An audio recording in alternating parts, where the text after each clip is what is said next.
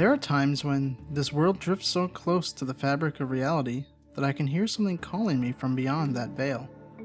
Sometimes when I get too close, I can feel that thing on the other side tugging at the corners of my mind. I'm worried about Carlos. He doesn't seem to be taking this so well.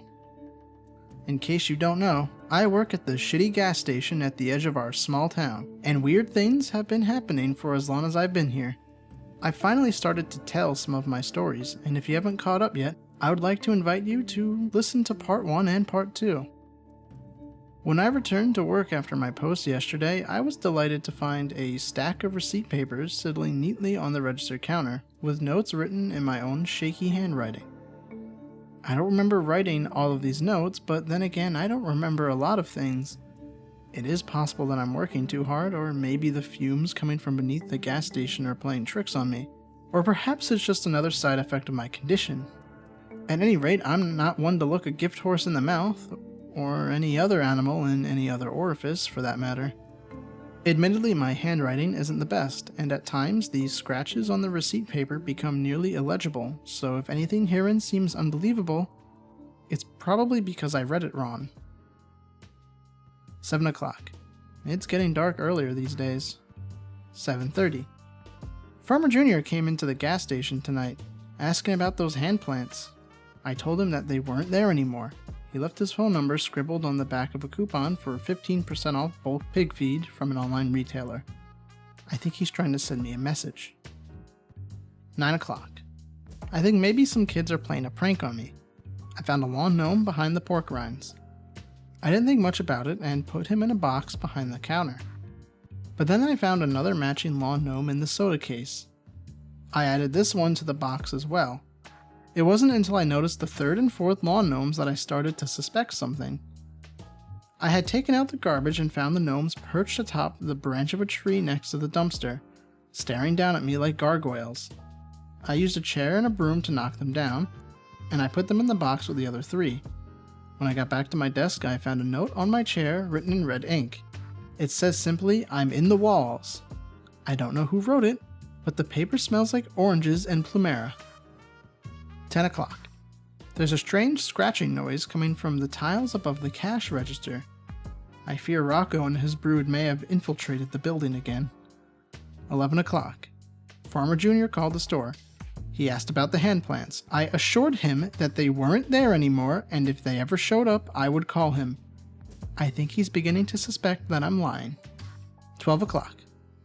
One of the cultist recruits wandered in from the community in the woods. They hate it when I call them cultists. I know the recruits aren't supposed to interact with the outside world, but from time to time they will sneak into town, never any further than this gas station, and buy cigarettes. They aren't supposed to try and recruit any new members until they graduate to the Honorable Senior Cultist status. But this one isn't a very good cultist. I know they aren't supposed to have names, but I'm going to call this one Marlboro. I'll let you guess why. Marlboro stayed in the store for at least half an hour, trying to convince me to go back to the compound with him. They hate it when I call their home a compound. He tried to appeal to my logical side, but I let him know politely, but firmly, that I was not interested in logic. I can't remember when he left. 2 o'clock. I found myself digging again. Sometimes on slow nights I let myself drift. My mind goes somewhere, and when I come to, I wonder, where was I just now? Who was that controlling my body while I was gone? My body did those things I've done so many times before that I guess it's learned how to do them without me. My body restocked the cigarettes, my body rotated the frozen drink machine, my body scraped the mold off the bottoms of the ice buckets, my body emptied the rat traps, and somewhere along the way my body found a shovel, went out back, and started digging a hole. Actually, I shouldn't say my body started digging. I have been, or rather my body has been digging this hole, off and on for the last few months. Usually I come to after a few shovelfuls. This time I added another foot deep before I snapped back to reality and asked myself, what the hell am I doing? 3:30. I just noticed a door at the end of the hallway past the walk-in cooler. How long have I worked here and never noticed that door before? It seems disappointingly ordinary as far as doors go, except for the fact that it's warm to the touch and it feels like it's vibrating. I tried the handle, but it's locked. When I got back to my register, I noticed a man in a trench coat standing outside behind the gas pumps. just outside the reach of our lights, dangerously close to the road. I can't tell if he's looking at me or if he's looking past the building and at the woods on the other side. I wish he wouldn't stand there like that, stoic and still, with his arms reaching down past his knees. The scratching against the tiles in the ceiling over the counter is getting louder. 3:45. A man came into the store, rolling a large white ice chest behind him. He had sunken blue eyes, wiry hair coming from his nose and ears, long, bony fingers, and paper-thin skin, revealing every blue and green vein beneath his translucent dermis. He wore a bowler cap and smelled like milk. I had definitely never seen him around before. He asked if I would be interested in partnering up with him.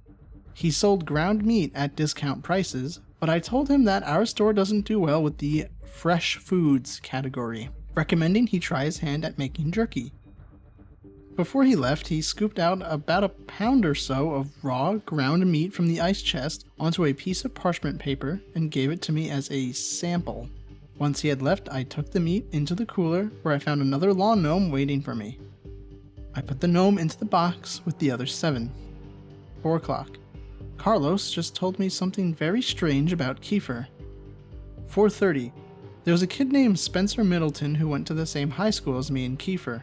Spencer was just a year ahead of me, but looked much older and acted much younger. I live in a small town, and small towns get bored. For entertainment, some turn to gossip, and some turn to more sinister pastimes. The latter is often fueled by the former. There are rumors around that Spencer liked to torture and kill animals. Rumors that Spencer's parents and siblings always locked their bedroom doors when they went to sleep at night. The rumor didn't slow down any after the fire at Spencer's house, where Spencer was the only one to escape unscathed. I once saw Spencer gleefully stomp on a lizard, throw his head back, and laugh. Some short time after his house caught fire for the second time, Spencer left town. The story went that he had gone off and joined the army. I didn't know what to think about that, so I simply didn't think about that. I would have been perfectly happy to never think about that. But after all these years I'm forced to, because Spencer Middleton just came into the store and bought a cup of coffee.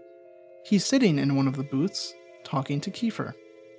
Marlboro's back. He asked if I could spare some time to talk about his fake religion. They hate it when I call it a fake religion. I told him he had to leave, and he seemed upset. 4:45. Spencer and Kiefer sat around for a while and didn't buy anything but 2 cups of coffee. When they finally left, I let Carlos know.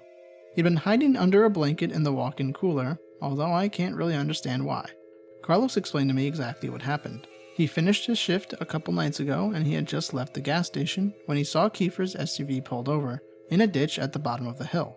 Carlos, being the good guy that he is, decided to check and see if Kiefer needed any help.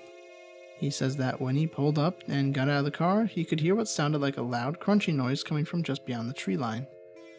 Carlos went to investigate, and that's when he saw something. When I asked Carlos what he saw, he started speaking Spanish in a fast, panicked sort of way. I don't speak Spanish, but I nodded empathetically. The only word I could pick up was Strega, which is the name of a liquor we carry. Whatever it was that Carlos saw, it made him race back to his car as fast as he could and back out quickly, without looking, and that's when he ran over Kiefer. Carlos is a good guy, but here he was in a bad situation. He stopped long enough to get out, check on Kiefer, and confirm that he was definitely dead. There was nothing he could do that would change that fact. It was an accident. Carlos was on parole, there was that thing in the woods, and Carlos had to make a decision. So he heaved the body into the trunk of his car and drove off. Carlos took me to his car and showed me the body. I can confirm 100% that it was Kiefer in the trunk of his car. Not just because of his unmistakable face, but also because of his phone and wallet that were in his pockets. 5 o'clock. I finally got tired of the scratching and pulled our ladder out of the storage to see what the raccoons were doing in the ceiling. But when I pushed back the tile, the only thing up there was another gnome. That makes 1 dozen so far. 6 o'clock. The man in the trench coat is still outside. The cultist came back in, demanding an audience with me, insisting that if I would just listen to him, I would see that his reasoning is superb and flawless, and that I would be a fool not to join him in the perfection of logic and nirvana that is his belief structure. I agreed to listen to his pitch, if he would agree to ask the man in the trench coat to leave. Our hasty verbal contract in place, I steeled myself to listen. Honestly, he did make a few good points, but I suppose that is to be expected from a viral thought experiment strong enough to convince perfectly normal people to abandon their real lives and go live in a commune in the woods past the shitty gas station on the edge of town. They call themselves mathematists. They believe that humankind exists to fulfill two moral imperatives: to decrease suffering and increase happiness. A successful life increases happiness more than suffering. A decent life decreases suffering more than happiness. How good a person is can be determined by the spread between the happiness increased and the suffering decreased. Obviously, if that individual has a negative spread, that is, they've increased happiness less than they've increased suffering, or if they've decreased suffering less than they've decreased happiness, then that means very simply that the individual is bad. Therefore, if an individual causes a tremendous amount of happiness and suffering, one can simply determine which was higher and use this perfect rubric to determine whether that individual was good or bad. Simple, right?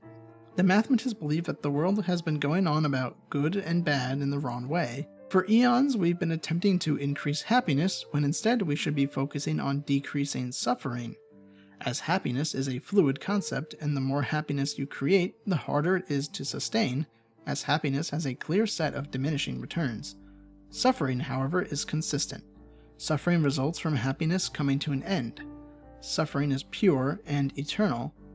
For a mathematist to be supremely good, they must simply end all suffering. That is why the mathematists are working on a bomb to destroy the entire planet. By ending all life on Earth, they end an infinity amount of suffering into the future. With every life they avert, an entire lineage of people that would be born into a life of suffering will no longer be. Every death is a preemptive mercy killing. Every happy moment that will no longer occur pales in the face of all the sad moments that are likewise prevented. And so, as Marlborough explained, their murder cult believes that killing is a kindness. I told him that his ideas were stupid and he was stupid, and now he had to go tell the man in the trench coat to go away. 6:30. The phone rang. This is strange for two reasons. First, because it was not the landline. It was the cell phone, even though we do not get cell phone service all the way out here. And second, because it was the cell phone, the one that I took off Kiefer's body. I'll admit, I was stuck in a bit of a moral quandary ever since Carlos confided in me. On one hand, Carlos had killed someone. On the other, it was an accident and Carlos's parole officer may not see it that way. I thought I would have more time to figure this out, but when the cell phone started ringing, I knew I had to make a decision, so I answered it. I didn't speak first. The voice in the other line was one that I recognized. "You have something that belongs to my boss." It was Spencer Middleton. "His cell phone and his wallet?" I answered. "What? No, we don't care about that shit. We can buy more phones. We can get more wallets. You know what we want." He was right. I did. "It was an accident," I explained. "We know. We want to make you a deal. You give it back, and we pretend this whole thing didn't happen. Can we do that?" "Absolutely." 7:30. Carlos came in for his shift half an hour ago, and I explained the deal to him. He wasn't thrilled, but as I laid it out very clearly, he didn't have a choice. We parked Carlos's Camry behind the gas station near the growth of hand plants and made a point to stand far enough away to not get our ankles grabbed. Kiefer's SUV drove up a few minutes later. Spencer was driving. He and Kiefer got out without a word, sized us up, and opened the back of their vehicle. Carlos popped his trunk. Kiefer and I had stared at each other, keeping eye contact the whole time, while Carlos and Spencer transferred the body from one vehicle to the other. Spencer had a tarp and blanket ready to wrap everything up. When it was over, Kiefer put a hand on my shoulder and whispered in my ear, "You've done good." And then they left. Carlos started crying as I went back inside the store. It was almost daytime, and that's when the new part-timer was supposed to take over. 8 o'clock. The new part-timer is late, and I'm overdue for a lunch break.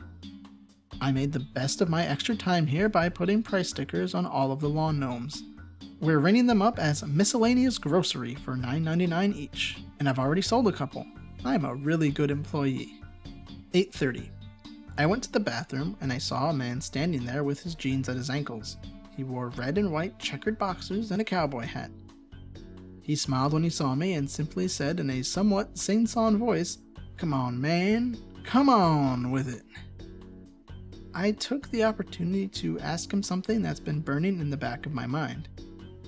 "Do you know, is everything gonna be okay?" The bathroom cowboy took a second to think. Then he pulled up his pants, fastened his enormous belt buckle, and walked past me, spurs clinking against the bathroom tile. He stopped for a second when he was right next to me, and said plainly, "I appreciate it." And then he left. I honestly have no idea what that means. These are the entirety of my receipt paper notes, but I did make a point to continue keeping this journal. I think this will be a healthy way of chronicling the weird events at the gas station. Maybe this will even help with my condition. I don't know. The next time something strange happens, maybe I'll come back and tell you guys. Until then, I guess this is to be continued. Sorry, on further inspection, I realized that some of the scribbles on the receipt paper may have been read incorrectly. I removed the part where I listed Farmer Jr.'s social security number and address. Also, special thanks to the person that pointed out that strega isn't even a Spanish word. I also asked Carlos about it when he came in for his fourth shift today, but Carlos simply looked at me blankly and told me that he doesn't even speak Spanish.